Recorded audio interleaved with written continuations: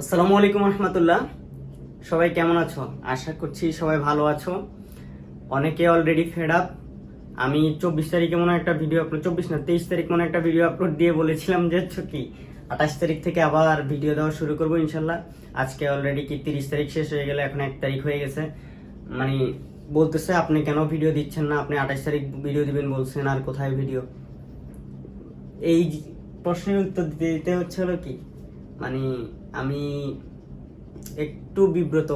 কারণ হচ্ছে হলো আমি কথা দিয়ে কথা রাখতে পারিনি।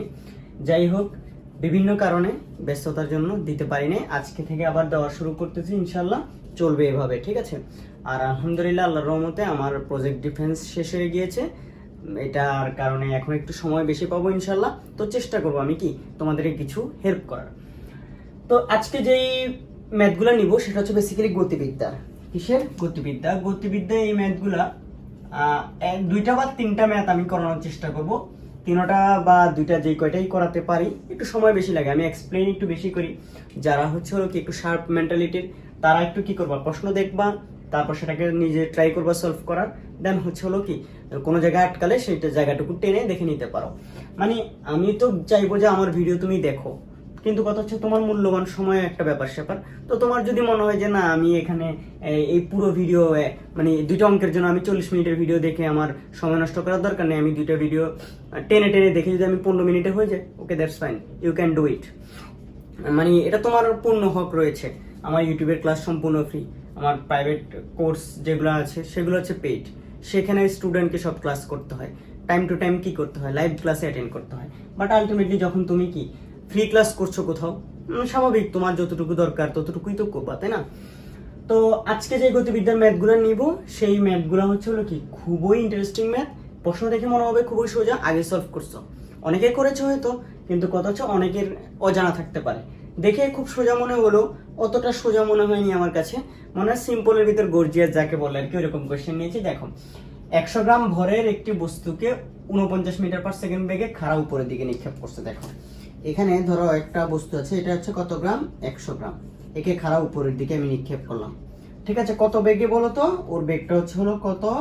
49 মিটার পার সেকেন্ড। দেখো তোমরা, দেন বলছে একই সময়ে একই ভরের অন্য একটি বস্তুকে একই পথ বরাবর 98 মিটার উচ্চতা হতে ফেলে দেওয়া হলো। তাহলে একই ভরের একটা বস্তু, যেটা 100 গ্রাম, গ্রামই তো দিলাম, একই পথ বরাবর, মানে একই বরাবর, হ্যাঁ, একই পথ বরাবর ছেড়ে দেওয়া হলো। কত উচ্চতা হতে? এই উচ্চতা হচ্ছে হলো কত বলতো? 98। কত? 98। আমি এই জায়গায় লিখতে পারছি না, বাট 98 লিখলাম। এখন বললো কিছুক্ষণ পর উহারা ধাক্কা খেয়ে একত্রে যুক্ত হয়ে মাটিতে পতিত হলো। তো আমি ধরে নিচ্ছি ওরা কোথাও একটা এরকম জায়গায় এসে, এই জায়গায় এসে ধরো একটা আরেকটার সাথে ধাক্কা খেয়েছে এবং একত্রে যুক্ত হয়ে গেছে।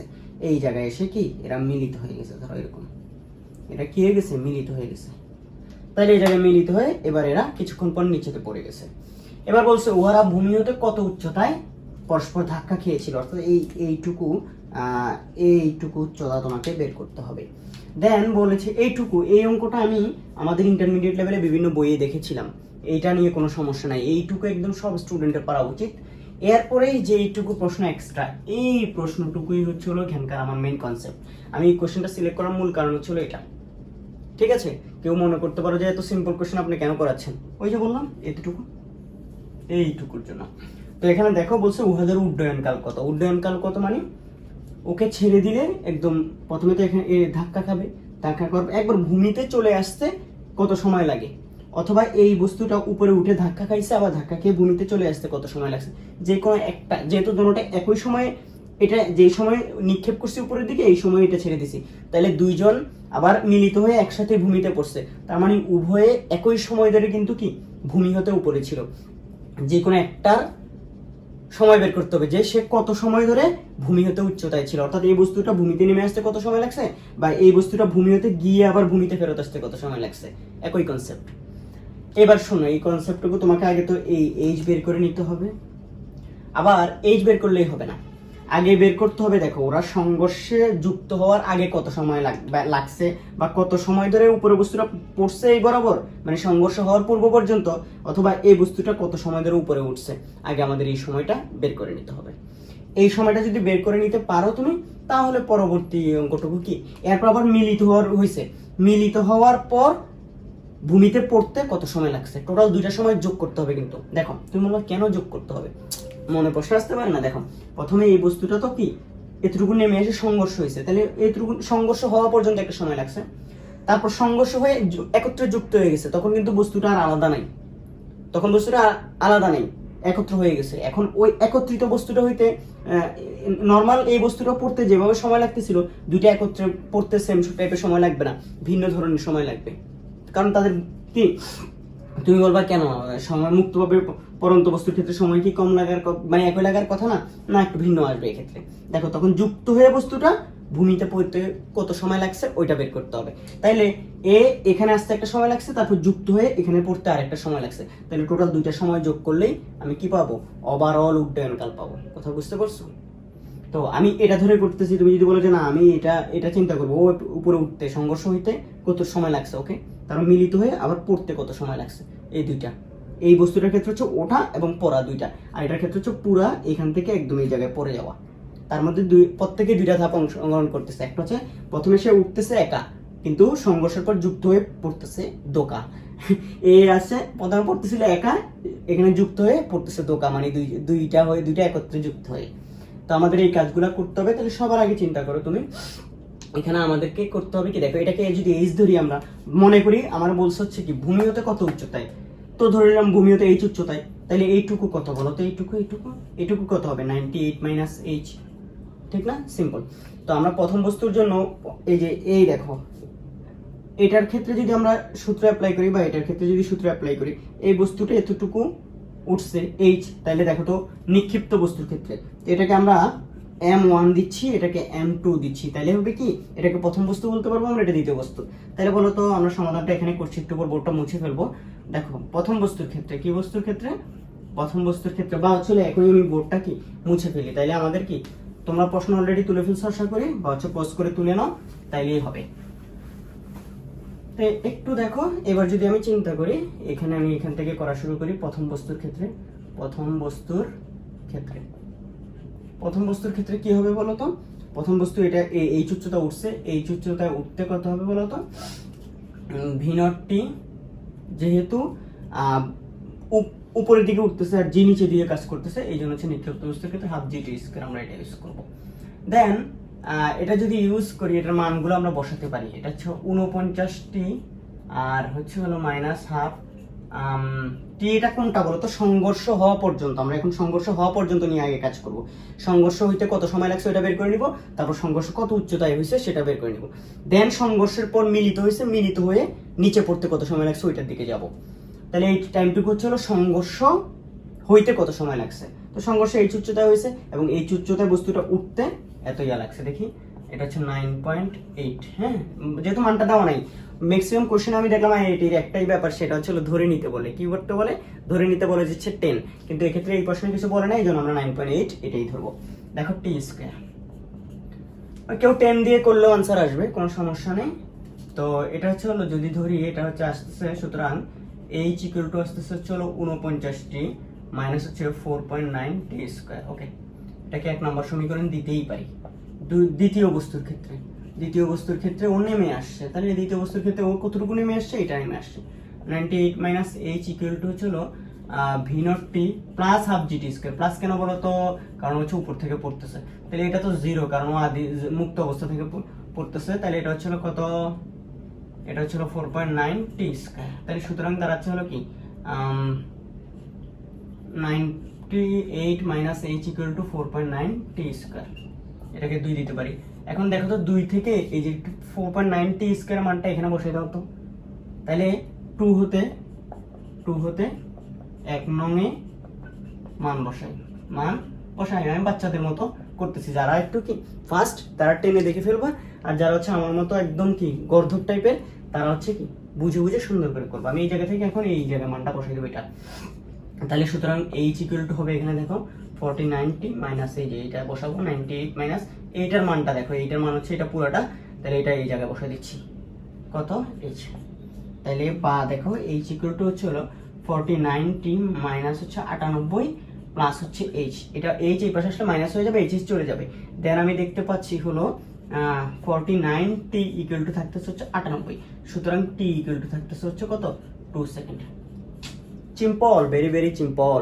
কি সিম্পল আসলো যে সংঘর্ষ হইতে 2 সেকেন্ড লাগবে, মানে বস্তুটা নিক্ষেপে, এই বস্তুটা ছেড়ে দেওয়ার বা এই বস্তুটা নিক্ষেপের 2 সেকেন্ড পরে বস্তুগুলা কি সংঘর্ষে লিপ্ত হবে।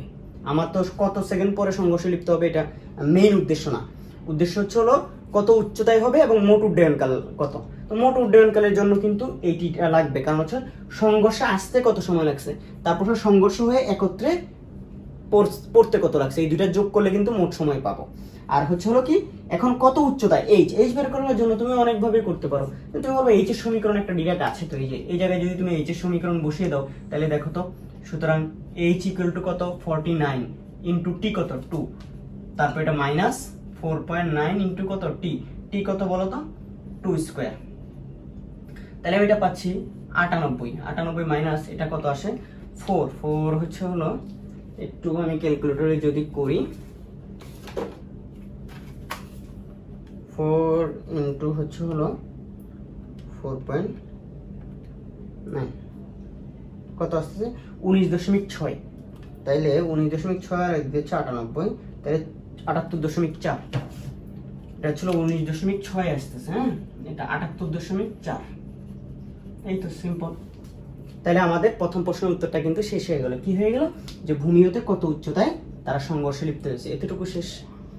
এবং আরেকটা জিনিস শেষ, কি বলতো সেটা, আরেকটা জিনিস শেষ হলো সেটা আমরা বলতেই পারছি এখান থেকে, যে এখান থেকে মানে সংঘর্ষে আসতে কত সময় লেগেছিল, সংঘর্ষে আসতে কত সময় লেগেছে। এবার সংঘর্ষের পরের অংশটুকু নিয়ে কাজ করতে হবে। সংঘর্ষের পরের অংশ মানে ও দেখো মুক্তভাবে ছেড়ে দিলে বস্তুকে 0 বেগ থেকে শুরু হয়। ওর তুমি একটা কথা চিন্তা করো তো, ও একটা উঠছে, যদি ওকে বলতাম যে উপরে উঠে আর পড়তেছে, তাইলে হচ্ছিল কি উপরে তাও আবার 0 বেগ থেকে শুরু হতো। বাট এখানে যেহেতু এটা পরস্পর সংঘর্ষে লিপ্ত হয়েছে, সংঘর্ষে লিপ্ত হওয়ার পর বস্তুটার একটা আদি বেগ থাকবে, মিলিত বস্তুটার, কারণ এর বেগটা আর এর বেগটা পরস্পর বিপরীতমুখী, যার বেগটা দুটোটার ভর একই, তাহলে যার ভরবেগ বেশি হবে বস্তুটা প্রথমে সেই দিকে গতিশীল হবে, গতিশীল হয়ে তারপর নিচের দিকে, মানে কিছু দূরত্ব গিয়ে কি হবে থেমে গিয়ে তারপর নিচের দিকে পড়া শুরু করবে। তো এই জন্য আমাদেরকে এখানে মিলিত বস্তুটার আদি বেগ জানতে হবে, ওই বেগ নিয়ে বস্তুটা এখানে চলে আসতে কত সময় লাগে সেটা আমাদেরকে বের করতে হবে। কথা বুঝছো? এখান থেকে মিলিত বস্তুটা এখানে আসতে যত সময় লাগবে, ধরো 10 সেকেন্ড লাগলো, তাহলে আগে সংঘর্ষে লিপ্ত হওয়ার আগে লাগছে 2 সেকেন্ড, আর সংঘর্ষে লিপ্ত হওয়ার পর ভূমিতে চলে আসতে লাগছে 10 সেকেন্ড, তাহলে টোটাল বলবো যে আমরা কি বস্তুগুলোর উড্ডয়নকাল কত 12 সেকেন্ড, এভাবে বলতে পারবো। এবার তাহলে আমাদের সংঘর্ষের পরের কাজ কারবার নিয়ে হিসাব, তো আমরা এই ডাটাগুলো একটু লিখে রাখি না, হ্যাঁ। এইচ কত বলতো, এইচ হচ্ছে 78.4 মিটার, আর টাইমটা হচ্ছে হলো উড্ডয়ন মানে সংঘর্ষের আগে হচ্ছে 2 সেকেন্ড। তাহলে বাকি ডাটাগুলো আমরা এখন কি করে ফেলতে পারি, মুছে ফেলতে পারি। এবার হচ্ছে সংঘর্ষ, এগুলো হচ্ছে সংঘর্ষের আগ পর্যন্ত ডাটা বা হচ্ছে সংঘর্ষ পর্যন্ত। এবার সংঘর্ষের পর, এবারে পরের কাজ কি হবে বলো, সংঘর্ষের পর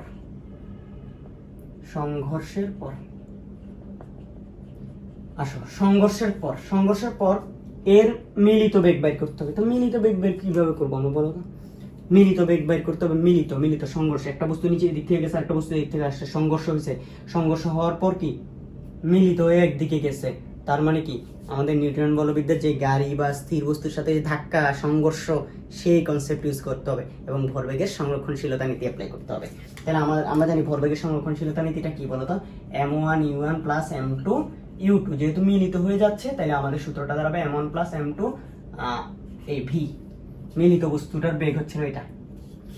তো এখানে এই অনেকগুলো কনসেপ্ট জিনিস চিন্তা করতে হবে। দেখো এই বস্তুটার শুরুতে বেগ 0 ছিল, তার মানে কি সংঘর্ষের সময় 0 ছিল না, তার মানে এটা হচ্ছে প্রথম বস্তুটার আদিবেগ, এটা হচ্ছে দ্বিতীয় বস্তুর আদিবেগ। তো আমরা যে কোনোটাকে প্রথম বস্তু ধরতে পারি, এটাকে যেহেতু প্রথম বস্তু ধরছি এটা, তাহলে ধরো এই বস্তুটা এই জায়গায় উঠতে ও 49 মিটার পার সেকেন্ড বেগে নিক্ষেপ করছো, আজীবন কি কনস্ট্যান্ট না, উপরের দিকে উঠতে উঠতে এর বেগটা কমে, তাহলে সংঘর্ষের ঠিক পূর্ব মুহূর্তে বেগটাই হচ্ছে হলো u1। এই বস্তুটার শুরুতে বেগ ছিল 0, কিন্তু ওইটা তো আমাদের ওইটা ইউজ করতে পারবো না, কারণ হচ্ছে নিচের দিকে নামার সময় সংঘর্ষের ঠিক পূর্ব মুহূর্তে তার একটা বেগ ছিল, ওইটাই ইউজ করতে হবে u2। দেন সংঘর্ষের পরের হচ্ছে হলো বেগটা হবে এটা, ঠিক আছে। এখন আসো নিচের দিক থেকে যে বেগটা সেটাকে আমরা পজিটিভ ধরি, তাহলে u1 এখান থেকে u1 ধরবো পজিটিভ, তাহলে অবশ্যই এটার দিক যেহেতু বেগ ভেক্টর রাশি তাহলে এটাকে ধরবো আমরা নেগেটিভ। তো এখন আমাদেরকে আগে জেনে নিতে হবে যে এই বস্তুটা মানে সংঘর্ষের ঠিক পূর্ব মুহূর্তে তার বেগ কত, আবার এই বস্তুটা সংঘর্ষের ঠিক পূর্ব মুহূর্তে বেগ কত, আমাদেরকে জানতে হবে না। তো ঠিক পূর্ব মুহূর্তে কেন, মানে শুরুটা নিয়ে কেন নয় সেটা ব্যাখ্যা করে দিলাম এখানে। এবার সেগুলো বের করতে হবে। তো সংঘর্ষের ঠিক পূর্ব মুহূর্তে মানে কয় সেকেন্ড পর, নিক্ষেপের কিন্তু 2 সেকেন্ড পর, এটা কিন্তু আমরা একটু আগে বের করলাম। তাহলে ওই 2 সেকেন্ড পরে আমরা কি করি, সবার এর বেগটা বের করে নিই আগে। সংঘর্ষের পর ওভারঅল ক্যালকুলেশন, সংঘর্ষের পর ওইটার জন্য এই সূত্র ইউজ করব। এই সূত্র ইউজ করতে গিয়ে আমাদের এটার শেষ বেগ লাগবে। শেষ বেগ মানে হচ্ছিল সংঘর্ষের পূর্ব মুহূর্তের বেগটা, উপর থেকে পড়ার ক্ষেত্রে শেষ বেগ মানে হচ্ছিল সংঘর্ষের ঠিক পূর্ব মুহূর্ত। তাই আর এটার ক্ষেত্রে হচ্ছিল কি, এটারটা আমরা দেখো প্রথমে এটারটা বের করি। তাহলে v1 মানে হচ্ছে আমরা কি u1 অ্যাকচুয়ালি বের করতেছি এই সূত্রের জন্য u1, বাট হচ্ছে হলো কি এই বস্তুটার জন্য শেষ বেগটা v1টা বের করতেছি। এটা v ইকুয়াল টু হবে কি বলতো, v0 প্লাস gt। প্লাস হবে নাকি মাইনাস হবে? মাইনাস হবে। কেন বলতো, নিক্ষিপ্ত বস্তু নিচেরটার জন্য হিসাব করছি। তাহলে এটা কত হবে বলতো, v0 49, g কত 9.8 ইন্টু t কত 2 সেকেন্ড। তাহলে 49 বিয়োগ হচ্ছে হলো কত 19.6। তাহলে দেখি এটা কত আসে, 49 বিয়োগ 19.6, এটা আসতেছে হচ্ছে 29.4, কত 29.4 মিটার পার সেকেন্ড। ওকে, এবার আসো u2 যেটা মানে এটার বস্তুটার একদম সংঘর্ষের ঠিক পূর্ব মুহূর্তে বেগ, সেক্ষেত্রে সংঘর্ষের ক্ষেত্রে হচ্ছে আদি বেগ। হ্যাঁ, এটা হচ্ছে হলো v2 ধরি। এই সূত্রের জন্য হচ্ছে u1 u2 ধরতেছে, আসলে বেসিক্যালি এই বস্তুর জন্য মানে এটার জন্য যেহেতু v1 ধরছি এটার জন্য v2 ধরতেছি এটা। তাহলে v0 প্লাস gt, যেহেতু এটা উপর থেকে পড়তেছে এটা মুক্ত হবে 0, আর এটা হচ্ছে 9.8 ইন্টু হচ্ছে হলো কি 2, তাহলে এটা দেখতেছি আমি 19.6 মিটার পার সেকেন্ড। তাহলে বেগ দুইটা পেয়ে গেলাম আমরা। এবার আরো একটা জিনিস চিন্তা করতে হবে, কি আমরা যে কোনো একটাকে পজিটিভ ধরবো, উপরের বেগটাকে পজিটিভ ধরতে পারি অথবা নিচের বেগটাকে পজিটিভ ধরতে পারি, তাহলে অপরটা নেগেটিভ হবে কারণ একটা অপরটার বিপরীত। তাহলে আমি u1 কে পজিটিভ ধরলাম, u1 হচ্ছে ধরো 29.4 মিটার পার সেকেন্ড, এবং u2 হচ্ছে কত বলতো এই ক্ষেত্রে -19.6 মিটার পার সেকেন্ড। তো এই জিনিস যদি এই সূত্রের মধ্যে বসাই, একটু তোমরা চিন্তা করো, যেহেতু এরা সমান, এগুলা সমান, এখান থেকে তোমরা কিন্তু একটা কথা বলতে পারো, কি বলতে পারো, মান বসাইতে পারো। মান কি বসাতে পারো, মান বসাইলে দেখি মানগুলা কি আসে। এই যে এটা হচ্ছে ভর বসাও 100 গ্রাম মানে 0.1, এখন দিয়ে আমি বসাচ্ছি 0.1 ইন্টু হচ্ছে কত u1 কত, u1 ধরলাম হচ্ছে 29.4, তারপর হচ্ছে প্লাস m2 হচ্ছে কত 0.1 ইন্টু মাইনাস কত 19.6, আর এই পাশে হচ্ছে দুইটা ভর যোগ করলে হবে 0.2 ইন্টু ভি, আমরা ভি বের করবো। সুতরাং ভি ইকুয়াল টু, দেখি এগুলোকে বসায় আমরা ক্যালকুলেশন করি। এটা হচ্ছে 2.94 আসবে, এটা কত 2.94 বিয়োগ হচ্ছে এটা দেখতেছি 1.96 বিয়োগ হচ্ছে ডিভাইড হচ্ছে 0.2, তাই আমরা এইভাবে ক্যালকুলেশন করে দেখি। 2.94 বিয়োগ হচ্ছে 1.96 ভাগ হচ্ছে 0.2, আমি এটা দেখতে পাচ্ছি 4.9 মিটার পার সেকেন্ড, এবং পজিটিভ আসছে মানটা, কি আসছে পজিটিভ। তোমরা এখান থেকে ক্যালকুলেশন করতে পারো। এর মানে কি, মিলিত বস্তুটার বেগ হচ্ছিল +4.9 মিটার পার সেকেন্ড। এখন কথা হচ্ছে প্লাস মাইনাসে কি কোনো ব্যাপার আছে? এর দ্বারা বোঝাচ্ছে বেগটা কোন দিকে বলতো, ঊর্ধ্বমুখী। প্রথমে বস্তুটা কিছুটা সামান্য উপরে উঠবে, সেটা নেগলিজিবল ধরতে পারো, সেটা কি হয়তো সামান্য একটু উপরে উঠবে, বাট তার একটা 4.9 মিটার পার সেকেন্ড বেগ আছে, মানে সেটা হচ্ছে 1 সেকেন্ডেরও কি কম বলা যায়, সেটা কি 1 সেকেন্ডেরও কম।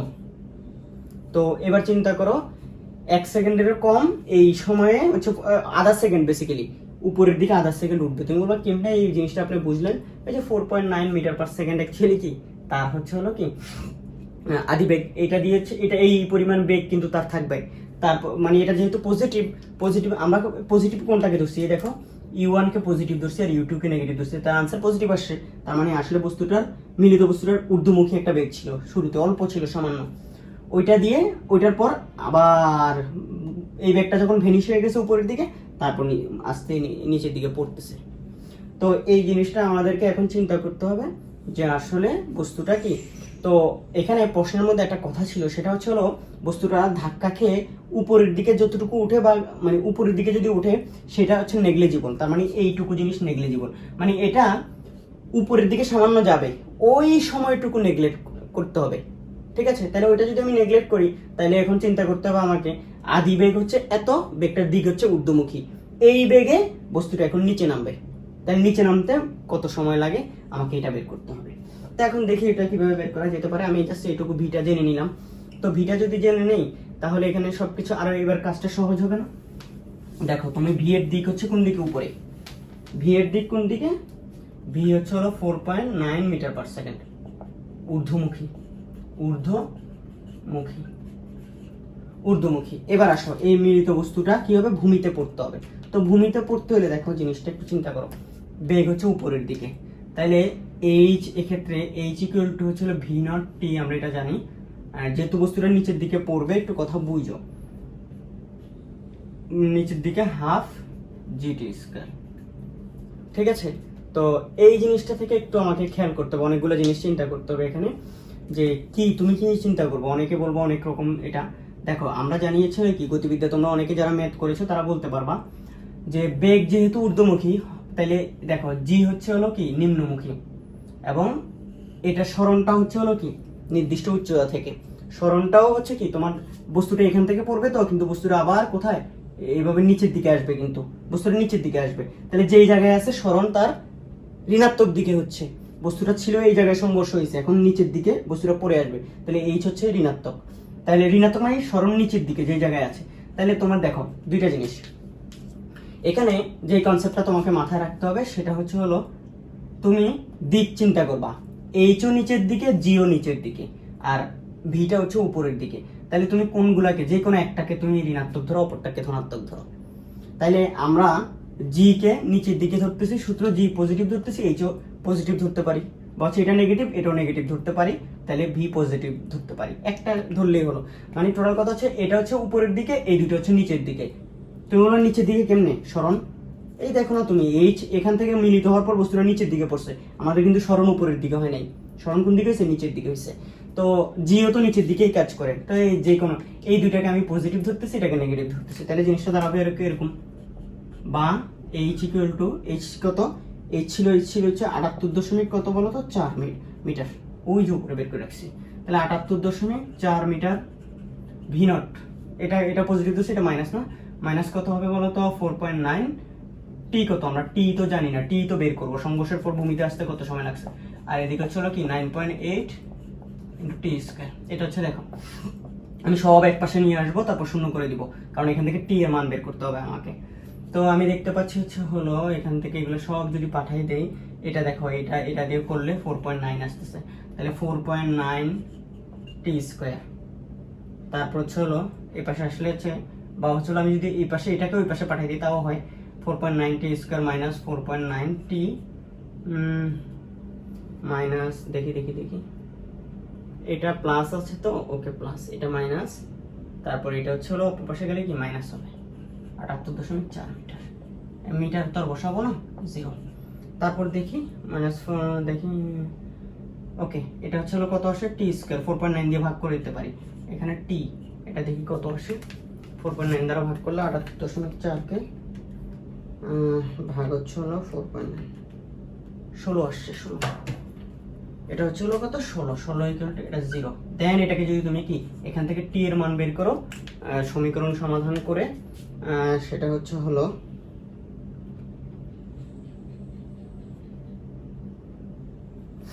আমি দেখতে পাচ্ছি এখান থেকে তো একটা পজিটিভ মান আসবে, একটা নেগেটিভ। পজিটিভ মানটা আসতেছে 4.53 এত সেকেন্ড। তাইলে মিলিত হওয়ার পর বস্তুটা ভূমিতে পতিত হইতে এত সময় লাগছে। এইবার দেখো কনসেপ্ট হচ্ছে আমাদের টোটাল উড্ডয়নকাল। টোটাল কি উড্ডয়নকাল, সেই উড্ডয়নকালটা আমাকে এখন কি নির্ণয় করতে হবে। সেই উড্ডয়নকাল নির্ণয় করার জন্য আমাকে চিন্তা করতে হবে, এখন দেখো তাদের মধ্যে সংঘর্ষ হওয়ার পূর্বে সময় ছিল 2 সেকেন্ড, সংঘর্ষ হওয়ার পরে ভূমিতে নেমে আসতে লাগছে এত সেকেন্ড, তাহলে টোটাল সময় কত লাগছে ভূমিতে নেমে আসতে? সুতরাং টোটাল টাইম কত বলো তো? 2 প্লাস 4.53, তাহলে 6.53 সেকেন্ড। এই হচ্ছে কনসেপ্ট। তো কোশ্চেনটা এখানে খুবই কি ট্রিকি একটা কোশ্চেন ছিল। প্রথম পার্ট খুবই সোজা, দ্বিতীয় পার্টটাকে একটু ভেবে চিন্তে আনসার করতে হতো। আবার প্রশ্নে আরেকটা জিনিস ছিল, সেটা হচ্ছে কি সংঘর্ষের পর বস্তুটা যদি উপরের দিকে ওঠে সেটা নেগলিজিবল ধরার জন্য, ওইটা টাইমটাকে নেগলিজিবল, উচ্চতাটাকেও নেগলিজিবল ধরার জন্য। তো ওই জিনিসটাও বাদ দিতে হচ্ছে। তো ওভারঅল চিন্তা করে এই কোশ্চেনটা খুব সুন্দরভাবে, তারপরে এখানে এই যেটা ঊর্ধ্বমুখী হওয়ার কারণে এইচ আর জি হচ্ছে নিম্নগামী আর বাকি ভি হচ্ছে কি ঊর্ধ্বগামী, তাহলে এদের দিক ভিন্ন হওয়ার কারণে কিন্তু কি এটাও একটা কনসেপ্ট ছিল, এটা কিন্তু একটা তো এই অনেকগুলা কনসেপ্ট এখানে কি ইউজ করতে হয়েছে।